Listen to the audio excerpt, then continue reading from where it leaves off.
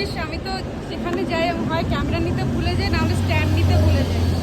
তো আমি আজকে কিছু ভুলিনি মোটামুটি।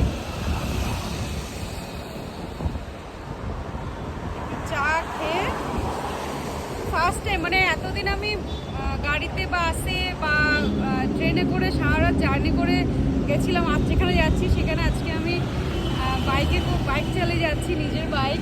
এটা একটা বড় পাওয়া। তো যাই হোক, বেশ লাগছে, কিন্তু গরম ছিল খুব। ওই বৃষ্টিটা হওয়াতে ভালো লাগছে। গন্তব্যে গিয়ে